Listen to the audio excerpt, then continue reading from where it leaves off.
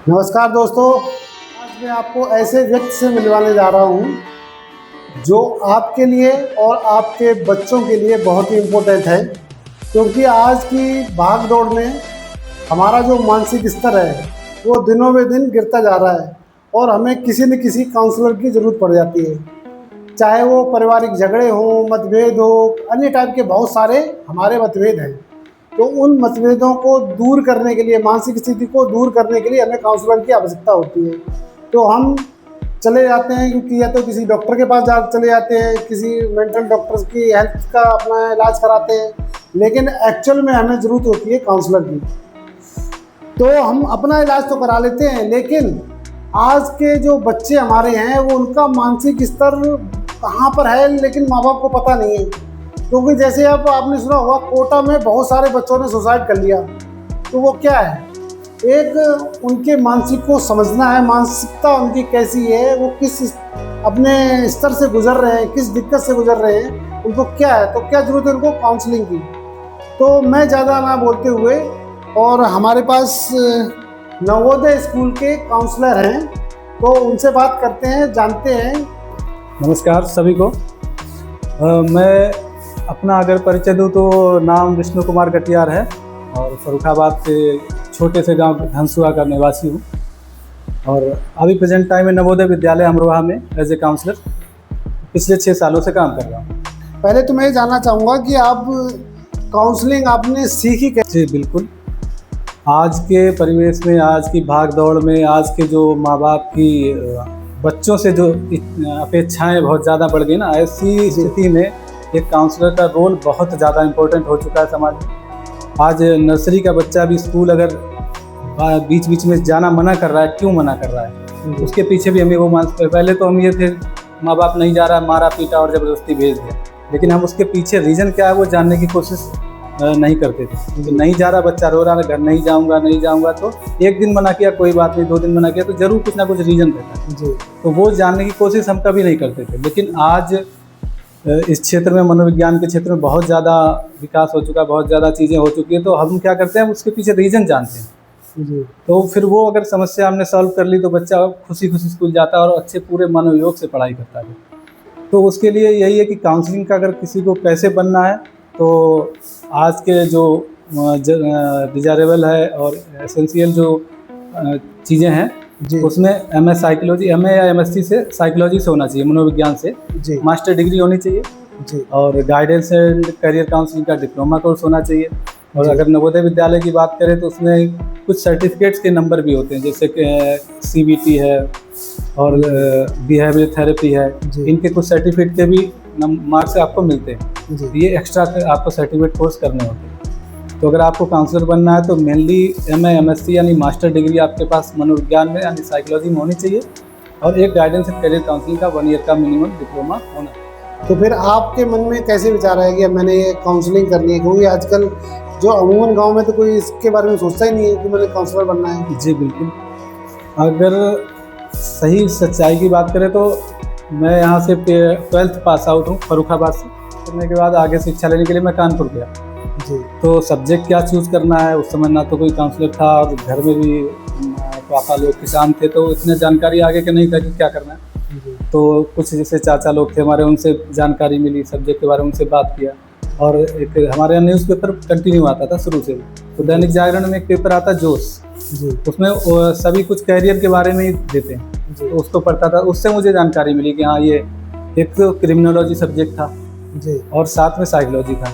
तो ये दोनों चीज़ें मुझे पढ़ने में जो थोड़ा सा इंटरेस्ट आया, और अच्छा वही अच्छे से कर सकता है जिसमें उसका खुद का इंटरेस्ट हो जी। अगर कोई है तो मैं साइकोलॉजी कुछ पढ़ा, उसके बारे में जब जाना तो जानने की इच्छा हुई, तो फिर मैं यहाँ से जाके ग्रेजुएशन में साइकोलॉजी सब्जेक्ट ले लिया। और जब पढ़ना शुरू किया तब समझ में आया कि इसकी ज़रूरत कितनी है और समाज को इसकी कितनी ज़्यादा ज़रूरत है जी। तो इसको करके हम समाज के और लोगों की हेल्प कर सकते हैं। सबका उद्देश्य एक ही होता है कि आगे अर्निंग करना, अपनी जीवन चलाना, लेकिन अगर अपना जीवन अर्निंग करके चलाने के साथ साथ हम समाज के लिए कुछ कर सकें, ये सब्जेक्ट साइकोलॉजी के द्वारा हमें लगा कि हम कर सकते हैं।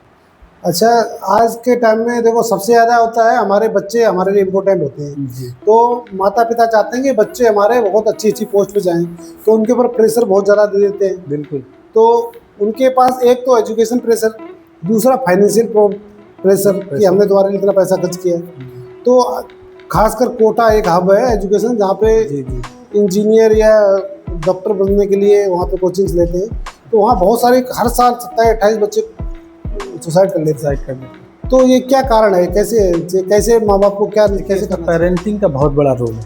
पेरेंटिंग मतलब माँ बाप जो बच्चों के लिए कर रहे हैं वो ज़्यादा, हमें लग रहा है यहाँ पे बच्चों से ज़्यादा माँ बाप की काउंसलिंग करनी चाहिए ऐसी जगह पे। जी बच्चे तो पढ़ ही रहे हैं, मेहनत कर रहे हैं, कोशिश कर रहे हैं। क्या होता है कि हम लोग क्या करते हैं कि अपनी इच्छाएं जो ना बच्चों पे थोपने की कोशिश करते हैं। मीन्स हमने देख लिया पड़ोसी का बच्चा यूपीएससी क्वालिफाई कर गया, डीएम बन गया, तो हमारी भी इच्छा है कि हमारा बच्चा भी डीएम बन जाए या बहुत बड़ा डॉक्टर बन जाए, इंजीनियर बन जाए।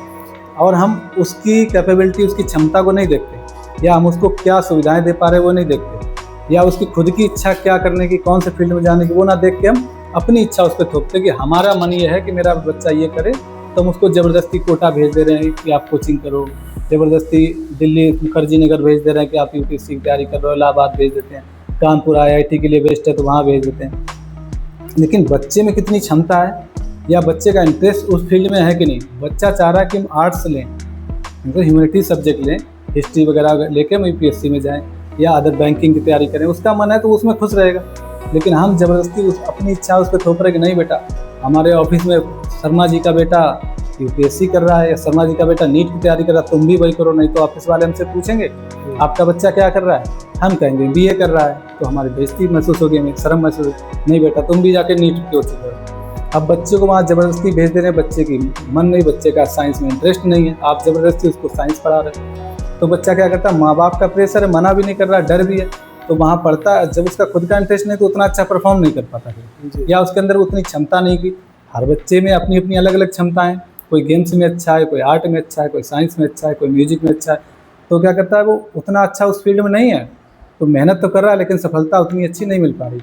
तो वो सोचता है हम घर जाएंगे, अब माँ बाप को क्या जवाब देंगे, फेल हो गए, तो वो इतना प्रेशर हो जाता है कि उसको सोचने समझने की क्षमता खत्म हो जाती है। फिर ऐसे में उसे रास्ता एक ही दिखता है कि यहाँ कुछ नहीं कर पाएंगे, क्या करेंगे, तो सुसाइड कर लेता है। तो ऐसे में हमें माँ बाप को समझाना चाहिए कि बच्चों पे प्रेशर ना बचाएं, बल्कि बच्चों से जानने की कोशिश करें वो क्या चाहते हैं, वो जिस फील्ड में जाना चाहते हैं आप उसमें जाने दीजिए। आप देखिए उसी फील्ड में वो इतना नाम कर देगा। अभी हम डांस की बात करें, हमारा बच्चा अगर शुरू में डांस सीखता है, नाचने कूदना सीखता है, तो हम उसको डांटेंगे क्या दिन भर नाचता रहता है, पढ़ाई कर पढ़ाई कर पढ़ाई कर। लेकिन अगर आप उसको डांस में जाने देते हैं तो आज देश दुनिया में एक से एक बड़ा डांसर अपना नाम किए, कोरियोग्राफर बना हुआ है बॉलीवुड में, करोड़ों अरबों रुपये, मतलब एक नीट डॉक्टर से, एक इंजीनियर से, एक डीएम से बहुत ऊपर ज़्यादा पैसा कमा रहा है वही नाचने वाला। लेकिन उसका इंटरेस्ट है तो उसे वो उस फील्ड में जाने दीजिए, आप देखिए उस फील्ड में ही वो नाम कर देगा। एक आर्टिस्ट है, शुरू में आर्ट बना रहा है, तो हम लोग आर्ट में सब्जेक्ट को बहुत बेकार समझते हैं, अरे आर्ट है, आर्ट ले रखी है, अरे बेकार क्या ड्राइंग ले रखी। लेकिन अगर एक आर्टिस्ट, उसने अगर मन से उसकी इच्छा है करने की, तो इतना बड़ा आर्टिस्ट बन जाएगा कि आप देश दुनिया में नाम कर देगा। एक एक पेंटिंग उसकी करोड़ों में बिक जाती है। बशर्ते बच्चे का अगर मन है तो वो उसमें खुद ही इतना वेस्ट कर देगा कि वो आपको जो डॉक्टर इंजीनियर आप जो मन में सोच के बैठे हैं ना, वो उससे ऊपर कहीं और चला जाएगा। तो ज़रूरत है, इस समय हम समझते हैं कि जो सुसाइडेड केस हो रहे हैं कोटा में, चाहे दिल्ली या इलाहाबाद में, जो बच्चे कोचिंग कर रहे हैं कानपुर में, उनके पीछे रीज़न यही कि बच्चे खुद इंटरेस्ट से नहीं जा रहे, बल्कि हमारे तरफ से उन पर इतना प्रेशर हो रहा है कि हम बनना चाह रहे थे डॉक्टर, हम तो बन नहीं पाए, अब हमारा बच्चा बन जाए, हम उसको अपना पूरा कर रहे हैं, अपना सपना बच्चे में देख लेते हैं। अरे बच्चे की क्षमताएं में देखें, बच्चे की समस्याएं देखें, बच्चों के इंटरेस्ट समझें, उसकी क्षमताएं समझें, उस हिसाब से उसको आज़ादी दें कि वो अपना फील्ड खुद चुने। कुछ परसेंट बच्चे ऐसे होते हैं जो अपनी मर्जी से जाते हैं, लेकिन क्या होता है बीच में उन्होंने देखा, दूर से तो देखा कि भाई डॉक्टरी बहुत बढ़िया चीज़ है, घुस गए उसमें जाके। जब उन्होंने कोचिंग की पता लगा ये तो बहुत विशाल सागर है, तो उनको ऐसा नहीं होना चाहिए। माँ बाप को बीच में, जैसे हम इलाज कराते हैं किसी चीज़ का, तो काउंसलिंग कराना चाहिए, उन बच्चों की भी काउंसलिंग कराना चाहिए। आप बाकी ट्रीटमेंट ले रहे हो उसी तरह कि आप किसी काउंसलर से सलाह लेना चाहिए बीच बीच में। बिल्कुल, बीच बीच में क्या हम समझते हैं कि जैसे बच्चे ने, आपने बोला कि बच्चा कुछ दिन करता है कोर्स, फिर बाद में लगता है कि मेरे से नहीं होगा, बहुत भारी है।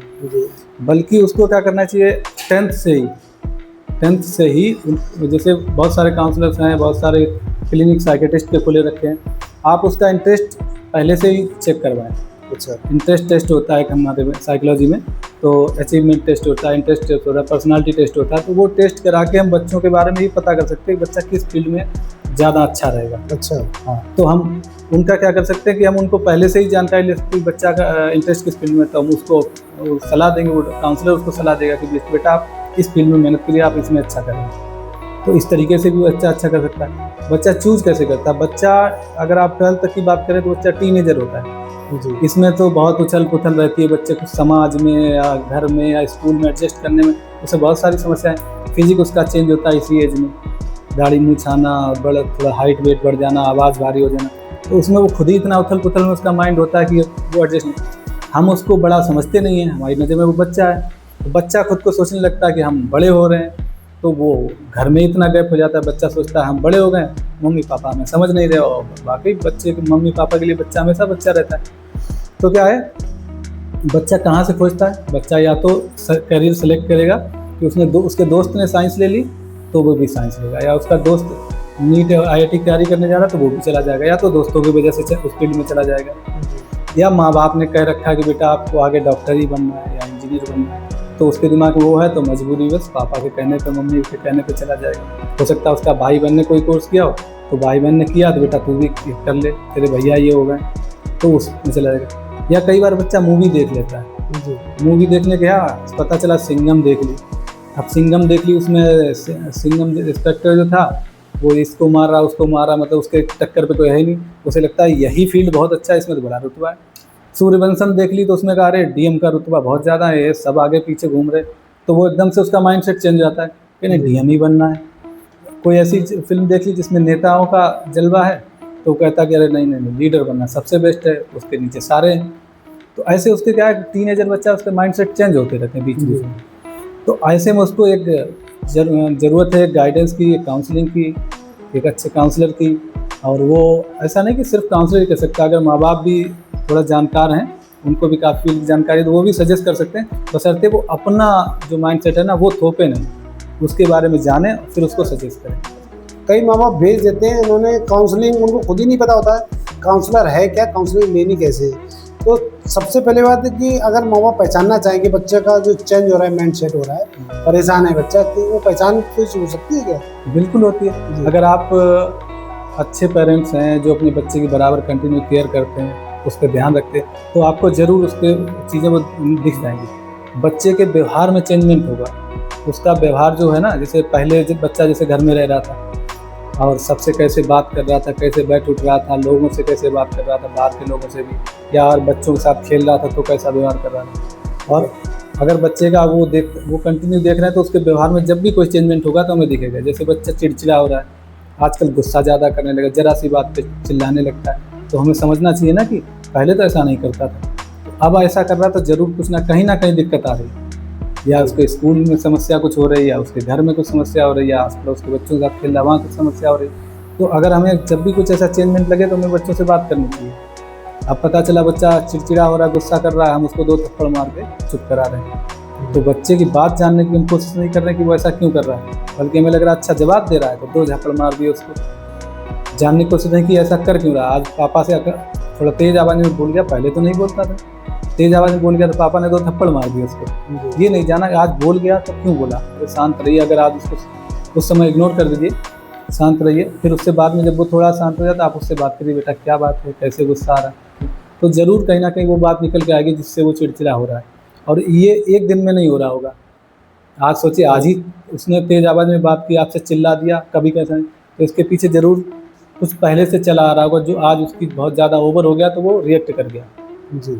ऐसा नहीं कि आज गुस्सा आया और आज ही आपको उसने चिल्लाया ना, इसके पीछे बहुत दिनों से वो बर्दाश्त कर रहा होगा, बहुत दिनों से कुछ उसके अंदर चल रहा होगा जो वो रोक पा रहा, जब तक रोक पा रहा था रोक लिया, आज ओवर हो गया तो उसने आपको रिएक्ट किया। जो समस्या है, मानसिक समस्या है, ये उन बच्चों के साथ ज़्यादा है जो सिंसियर है, चाहे वो अपनी पढ़ाई भी ले रहे हों या माता पिता के ऑर्डर्स फॉलो कर रहे हों, वो उन बच्चों के साथ समस्या। ये आगे घर में जो बच्चे रहने वाले उनको तो ऐसे डील कर लेंगे, जो बाहर बच्चे गए कोचिंग करने के लिए उनको मॉनिटर कैसे करेंगे? देखिए, आप जैसे बता रहे हैं ना कि बच्चों में घर में सिंसियर बच्चे हैं, सुसाइडल केस मेरी समझ से वो ज़्यादातर सिंसियर बच्चों में इसलिए हो जाती है कि उनको समझदारी है, वो आपकी बात को सीरियस ले रहे हैं। आपने जो उसको बोल दिया ना कि आपको डॉक्टर बनना है, इंजीनियर बनना है, या 95% नहीं आए तो देख लेना, और मतलब लोग ऐसे प्रेशर दे के भी भेजते हैं कि 95% चाहिए, 99 चाहिए, फलाने के बच्चा देख लो, दूसरे बच्चों से कंपेयर करते हैं।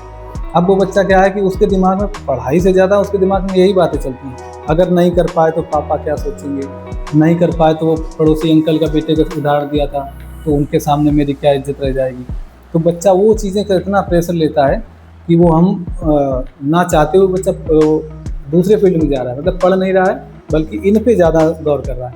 अगर यही बच्चे को आज़ादी रहे तो बेटा ठीक है, तू अच्छे से मेहनत करना, टाइम वेस्ट नहीं करना, बढ़िया से पढ़ो और फिर जितना आप कर पाओगे वो अच्छा है। आप इम्प्रूवमेंट करिए, आप उससे इम्प्रूवमेंट की बात करिए। आप 95-98% की बात मत करिए उससे कभी भी बच्चे से। आप बच्चे की कहिए आप इम्प्रूवमेंट करिए हर बार। आज वो 60 लाया नहीं डांटना है, क्योंकि आज दौर 90+ का है। हर कोई माँ बाप और हर ज़्यादातर बच्चे ला ही रहे 90+। तो क्या अगर 60 लाएगा तो आप उस पर प्रेशर दबाओ, डांट फटकार नहीं करना। 60 लाए बच्चा, अच्छा कोई बात नहीं बेटा, चल देख ले अभी इसमें कहाँ पे नंबर कम आ रहे, किस वजह से कम आ रहे, किस सब्जेक्ट में दिक्कत आ रही है, उस समस्या को सॉल्व करके अगली बार 60 लाए ना, अब कोई बात नहीं, अगली बार बहुत ज़्यादा नहीं 65 ले आना था। छोटा सा टारगेट दे दीजिए। अब क्या होगा, बच्चा खुश होगा कि पापा ने डांटा नहीं, समझाया, तो वो मेहनत करेगा। 60 से 65 का आप बोलेंगे, 5% बढ़ाना उसके लिए भी बहुत मुश्किल नहीं होगा, तो उसकी इच्छा भी करेगी बढ़ा देंगे। अब सीधा आप 60 से 90 का दे देंगे, प्रेशर इतना होगा खुद ना तो ला पाएगा और दूसरा डिप्रेशन में और जाएगा, स्ट्रेस उसके ऊपर बढ़ जाएगा, तो और ज़्यादा डाउन हो जाएगा। 65 की बात करेंगे तो 5% वो कहेगा चलो इतनी मेहनत, तो वो क्या करेगा, कोशिश करेगा और वो 65+ लेके आएगा, है ना। जब 65 ले आएगा तो हम अगली बार फिर उसे मोटिवेट करेंगे, बेटा देख हमने 65 कहा था, ले आया तूने, बहुत अच्छा किया। उसे फिर मोटिवेट करेंगे तो खुश होगा, तारीफ की पापा ने, तो अगली बार और थोड़ी कोशिश करेगा। ऐसे करते करते आप 90+ चाह रहे थे ना, 90+ ही आ जाएगा जब तक फाइनल रिजल्ट आएगा। क्योंकि बीच बीच में कई टेस्ट होते हैं, हर बार वो 5%, 4%, 10% बढ़ाता जाएगा, तो एक दिन वही हो जाएगा जो आप चाह रहे थे। लेकिन अगर आप डायरेक्ट प्रेशर देंगे, सीधा इतना बड़ा टारगेट दे देंगे कि वो पूरा ना कर पाए, तो पहले से हताश हो जाएगा, मेरे से तो नहीं, तो वो हथियार डाल देगा और ना तो पड़ेगा, तो स्ट्रेस में इतना हो जाएगा कि जब आपको अगर जवाब नहीं दे पाएगा तो फिर गलत कदम उठा देगा। अच्छा, किसी भी प्रोग्रेस में, किसी के इंसान की प्रोग्रेस में उसकी फैमिली का बहुत बड़ा हाथ होता है। तो उसमें क्या है, जैसे मान लो बच्चे का तो आपने बता दिया ये करना चाहिए, पेरेंट्स करना चाहिए। अब पेरेंट्स में क्या है, दो मियाँ बीवी, दो लोग हैं, तो उसमें क्या है, या तो पिता होगा हाइपर कमा रहा होगा या फिर मदर होगी, उनमें दो लोगों में किसी में एक में समस्या होगी, तो वो उन दोनों में से कैसे समझें कि भाई हमारा पहले ट्रीटमेंट जरूरत है ना कि बच्चे के लिए काउंसलिंग, उनमें से एक लोग जरूरत है। तो उनमें से दो लोगों में आपस में कुछ न कुछ समझाना चाहिए ना। जैसे मान लो हस्बैंड ज़्यादा गड़बड़ है तो वाइफ को समझाना चाहिए, वाइफ को है तो उनमें से एक लोग काउंसलिंग की आवश्यकता हो सकती है। जी, इसमें हमारे काउंसलिंग के क्षेत्र में आप स्टूडेंट काउंसलिंग ही नहीं होती। जैसे हम अगर स्कूल की बात करें तो हम स्कूल में सिर्फ स्टूडेंट की काउंसलिंग नहीं करते, बल्कि पेरेंट्स की भी काउंसलिंग करते हैं, और कई बार हम टीचर्स की भी करते हैं। जो हमारे स्टाफ में लोग होते हैं, ऐसा नहीं कि सिर्फ बच्चों की ही हम कर रहे होते हैं, हम टीचर्स से की भी काउंसलिंग करते हैं, हम बच्चों की भी करते हैं। और साथ साथ जैसे बच्चा अगर कोई समस्या कर रहा है स्कूल में, तो हम उसको पहले करते हैं, फिर हम देख रहे हैं नहीं सुधार हो रहा, तो कहीं ना कहीं इसके बैकग्राउंड में कहीं दिक्कत आ रही है, तो हम बच्चे के पेरेंट्स को बुलाते हैं, उनसे उनके बारे में जानकारी लेते हैं, उनकी एक्टिविटी के बारे में बात की, भाई बच्चा घर में कैसा व्यवहार कर रहा है, अगर बच्चा ऐसा कर रहा है तो आप लोग क्या करते हैं। जैसे नॉर्मली स्कूल, जितने भी स्कूल में सुने हैं आज तक, वो क्या करते हैं, पेरेंट्स को खाली शिकायत करने के लिए बुलाते हैं, आपका बच्चा सही पढ़ नहीं रहा है या आपका मार्क्स कम आ रहा है, लेकिन वो गलत, काउंसलिंग नहीं करते हैं। काउंसलिंग मैंने आज तक सुनी नहीं, तो मैं जानना चाहूँगा आपके नवोदय स्कूल में क्या काउंसलिंग किस तरह कराते हैं, क्या उसमें नवोदय विद्यालय में थोड़ा डिफरेंट है। वहाँ पे सिर्फ शिकायत करने के लिए कभी नहीं बुलाते, बच्चे की जानकारी तो देते हैं माँ बाप को, लेकिन अगर हमें लग रहा है कहीं ना कहीं बच्चे से बात करते हैं ना, बच्चे से निकल के आता है कि हाँ समस्या घर में भी है, कई बार आता है, कई केस ऐसे आते हैं बच्चों से बात करते करते मम्मी पापा में झगड़ा रहता है, उसका इरिटेशन इतना ज़्यादा होता है कि बच्चा स्ट्रेस में रहता है, तनाव में रहता है, अपनी बात घर पे कर नहीं पाता, वो माँ बाप के झगड़े से परेशान रहता है, आपस में अगर उनका नहीं बन रहा है, तो हम ऐसे में बच्चे माता पिता को बुलाते हैं, उनका लाइफ स्टाइल पूछते हैं, उनके बारे में पूछते हैं, तो चीज़ें निकल के आती है, उनकी काउंसलिंग भी करते हैं, और प्रॉपर उसका भी नवोदय विद्यालय में रिकॉर्ड मेंटेन होता है। पेरेंट्स काउंसलिंग का अलग रिकॉर्ड मेंटेन होता है, स्टूडेंट का अलग होता है ना। और कई बार ये होता है, जैसे आप पेरेंट्स की बात करें, हम टीचर्स की बात करें, बच्चा पढ़ने में कमजोर है, पर्टिकुलर किसी सब्जेक्ट में दिक्कत आ रही है, मार्क्स इंप्रूव नहीं कर रहे उसके, तो हम क्या करते हैं, कई बार क्लास में टीचर की क्लास ऑब्जर्व कर लेते हैं, जाके अपने क्लास में जाके बैठ जाते हैं, टीचर पढ़ा रहा है उसी सब्जेक्ट में जिसमें बच्चे को दिक्कत आ रही है, वहाँ पर हम देख लेते हैं कि बच्चे में दिक्कत आ रही है पढ़ने में, समझने में, या शायद टीचर को डिफरेंट पढ़ाने का तरीका कुछ है जो बच्चों में शायद नहीं आ रहा है। तो हम अगर हमें लगता है कि बच्चे टीचर सही पढ़ा रहे हैं तो बच्चे से हम उस विषय पर बात करते हैं, आप किस तरीके से उसको अच्छा करेंगे। कई बार हमें लगता है कि टीचर है थोड़ा हाई लेवल का पढ़ा रहा है और बच्चे उस लेवल के नहीं, क्योंकि ग्रामीण क्षेत्र से आए, तो हम टीचर से बात कर लेते हैं कि सर अगर आप इस लेवल से इस तरीके से पढ़ाएंगे तो बच्चों को और अच्छा आएगा। और अच्छी बात ये कि वहाँ पे टीचर हमारे नवोदय विद्यालय के उसको कुछ गलत ना लेके कि हाँ काउंसलर हमें ज्ञान दे रहा है हमारे सब्जेक्ट के बारे में कि आप ऐसे पढ़ाइए, उसको गलत वे में ना लेके पॉजिटिव वे में लेते हैं और अपने आप को उस तरीके से बच्चों में ढालने की कोशिश करते हैं और बहुत अच्छा रिजल्ट भी जाता है इसके लिए। जैसे आप माँ बाप को खाली उनकी समस्या बता देते हैं कि कई लोग बोलते हैं भाई आप में कमी है, आप सुधार कीजिए, आप खाली ये बोलते हैं या उनकी काउंसलिंग भी करते हैं भाई आपने ऐसा ऐसा करना चाहिए? नहीं, उनकी कमी बताएंगे। अगर आज आप कभी भी देख लो, आप किसी को भी डायरेक्ट उसकी कमी बताओगे नाराज हो जाएगा। जी बिल्कुल है ना। और बच्चे को भी वही है, आप बच्चे को डायरेक्ट बोल दो तो ये गलत है, वो बच्चा गुस्सा करेगा। आपको कमी नहीं बतानी, आपको ये बताना कि ये अगर हम ऐसा कर लेंगे तो और अच्छा होगा, है ना। आप उनको सीधा उनसे बात करते करते सजेशन शुरू करेंगे, ना कि डायरेक्ट उनको कमी बताएं। अगर आपने कहा कि ये कमी है इस वजह से ऐसा हो रहा है तो वो गुस्सा करेगा, मेरा बच्चा मैं आपसे ज़्यादा जानता हूँ, और वो आपसे झगड़ा कर देगा। तो कमी नहीं बतानी, हमें ये बताना कि अगर आप अपना लाइफस्टाइल या अपने इस तरीके से करेंगे आपका बच्चा अच्छा कर रहा है, अगर आप ऐसा कर लेंगे तो बच्चा और अच्छा करेगा, बहुत कैपेबिलिटी है आपके बच्चे के अंदर, बहुत क्षमता है। अगर आप लोग थोड़ा सा घर का माहौल को ऐसा कर लेंगे तो बच्चा बहुत ऊपर जाएगा। ऐसे कई केस, मतलब फिक्स एग्जाम्पल बताते हैं। हमारे विद्यालय में एक बच्चे के पिता थे, बहुत ज़्यादा ड्रिंक करते थे। उस वजह से बच्चा यहाँ स्ट्रेस में रहता था कि वो घर में ही झगड़ा करते थे, और बच्चा जब घर में रहता था तब भी पढ़ाई नहीं होती थी। तो बच्चे से बात की, काफ़ी बार बात की, बच्चा वैसे अच्छा था पढ़ने में सब कुछ, तो हमें लगा, तो उसने धीरे धीरे निकल के आया, उसने बताया कि ऐसी दिक्कत है। हमने उसके पापा को बुलवाया वहाँ, तो पापा से बात की, तो डायरेक्ट ये नहीं कहना, मैंने उनको पहले उसके पापा को बच्चे के बारे में बताया पूरा कि बच्चा आपका इतना क्षमता है, उसके अंदर इतनी कैपेबिलिटी है, बहुत तेज़ है, शार्प माइंड है और इतनी मेहनत कर रहा है, बहुत अच्छा करेगा लाइफ में।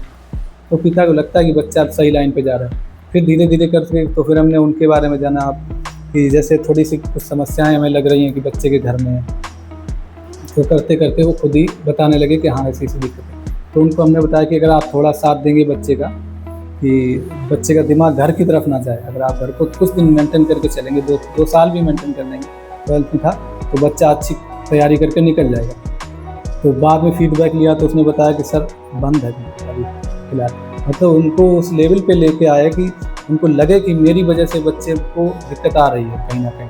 तो थोड़ी सी वो हमने कहा आप थोड़ी हेल्प करिए, थोड़ी हम हेल्प करेंगे, हम बच्चों को यहाँ से मोटिवेट करेंगे, आप थोड़ा उधर से बच्चे को सहयोग दीजिए।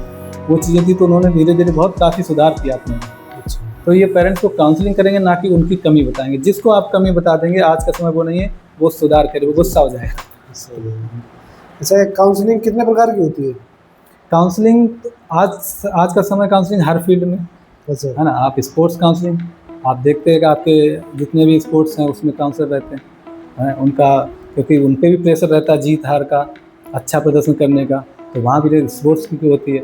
आप मेडिकल लाइन में जाइए, वहाँ भी रहते हैं। आपके एजुकेशन में तो इस समय लगभग CBSE को तो इम्पोर्टेंट कर दिया कि आपको बिना काउंसलर मान्यता ही नहीं मिलेगी स्कूल को।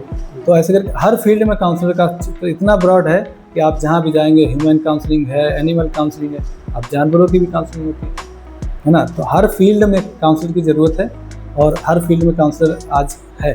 जो मतलब आज की डेट में उठना बैठना आपने कैसे है, कैसे व्यवहार लोगों से करना है, कैसे एजुकेशन लेनी है, फिर आपने प्रोफेशनली जॉब के लिए, बिजनेस के लिए, सभी के लिए आपके लिए एक काउंसलर की आवश्यकता पड़ जाती है। जो लोग जॉब कर रहे हैं वहाँ भी जरूरत होती है कई बार, जो आपने आप कलीग्स में झगड़े रहते हैं, काम करने में प्रेशर, मेंटल प्रेशर तो हर टाइप का है, तो हर जगह जरूरत आ रहा है। कई बच्चों में कई लव अफेक्शन ज़्यादा हो जाता है, वो आपस में इंटरेक्शन ज़्यादा हो गया। मोबाइल का सबसे बड़ा, आज मोबाइल का बहुत एडिक्शन है इस समय, वो मोबाइल एडिक्शन नशे से ज़्यादा एडिक्शन चल रहा है मोबाइल का, है ना। जैसे मोबाइल का बिल्कुल बैन है नवोदय विद्यालय में। अच्छा, बच्चों को मोबाइल नहीं रखना है। लेकिन अभी कोरोना टाइम में आप देख रहे तो ऑनलाइन क्लासेस शुरू हुई सभी जगह। अच्छा, तो मजबूरी हो गई माँ बाप को बच्चों को देना, तो नवोदय के बच्चों को भी मोबाइल दिया गया, ऑनलाइन क्लास लेते रहे। ऑनलाइन क्लास लेते लेते उनको वो धीरे धीरे मोबाइल के एडिक्टेड हो गए। तो अभी चोरी छुपे बच्चे लाए भी स्कूल में, तो उनका पकड़ा गया, फिर उनको काउंसलिंग किया गया, तो उसके मेरिट डिमेरिट बताए गए कि भाई हम क्यों आपको रोक रहे हैं मोबाइल रखने से, या नवोदय विद्यालय समिति ने ही मोबाइल बैन कर रखा तो क्यों। तो वो चीज़ें बताई तो मिनिमाइज हो गए लगभग। अब बच्चों के पास फिर वही कंडीशन है कि नवोदय में तो मोबाइल नहीं है। तो वो ये माँ बाप की सबसे बड़ी समस्या मोबाइल को रोक पाने में आ रही है, कैसे रोकेंगे, कैसे एजुकेट करेंगे बच्चों को। अब हम खुद भी मोबाइल लेके बैठेंगे, जैसे हम ऑफिस गए हैं या किसी काम को करके आए, हम घर में आ गए, तो हम बच्चों को टाइम नहीं दे रहे हैं। हम क्या रहे हैं, हम खुद भी, बच्चे जो कर रहे हैं वो कर रहे हैं। हम एक जगह पे 4 लोग बैठे हैं, मम्मी पापा बैठे हैं, बच्चे बैठे हैं, हर कोई किसी से बात नहीं कर रहा, सब अपने मोबाइल में लगे हुए हैं। तो बच्चा क्या करेगा, जब आप उससे कोई बात करने वाला ही नहीं है तो उसे भी टाइम पास करना है, वो भी मोबाइल लेके बैठा हुआ है। तो अगर हम घर में हैं तो हमें बच्चों को टाइम देना चाहिए ना, हमें उससे डिस्कस करनी चाहिए, समाज के बारे में बात करनी चाहिए, रिश्तेदार के बारे में, और पढ़ाई लिखाई हेल्थ पे तो हमें बात करनी चाहिए, हमें उसे गाइड करते रहना चाहिए। तो हम जब खुद ही बात नहीं करें तो बच्चा क्या करेगा, बच्चा तो वैसे ही ना समझे।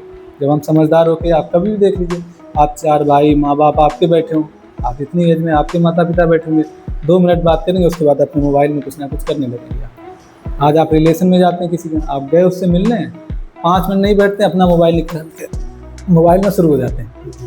अब जब उनके घर गए, उनसे मिल लेंगे तो उनसे कितनी बात करनी है, उनके हाल चाल जाने, तो बस 2 मिनट में हमारी बातें खत्म होती हैं, वो रिश्तेदार भी अपने मोबाइल चलाने लगता है, आप भी चलाने लगते हैं। तो हम बच्चों से क्या उम्मीद करें कि वो बच्चे मोबाइल से दूर हैं। तो हमें खुद को पहले उनके सामने एक आइडियल प्रेजेंट करना होगा कि हाँ, ये चीज़ें बेकार है, ज़रूरत के समय बहुत अच्छी है टेक्नोलॉजी। कहते हैं ना, विज्ञान वरदान भी है और अभिशाप भी है ना। अब आपके मिसाइल है बनाई विज्ञान ने, तो वरदान है सुरक्षा के लिए, लेकिन अगर किसी को बेवजह उस पर डाल देंगे तो अभिशाप भी है, कभी हमारे पास खुद ही फट सकता है बम, है ना। तो फ़ायदे भी और नुकसान भी है। तो हमें क्या करना है, हमें फ़ायदे बताने, उसके नुकसान बताने, तब बच्चे उस चीज़ को समझेगा क्या इसके नुकसान क्या क्या है, फ़ायदा क्या है, तो प्रॉपर उतने टाइम यूज़ करेगा, पढ़ाई के लिए यूज़ कर लेगा, और बाकी टाइम नहीं यूज़ करेगा।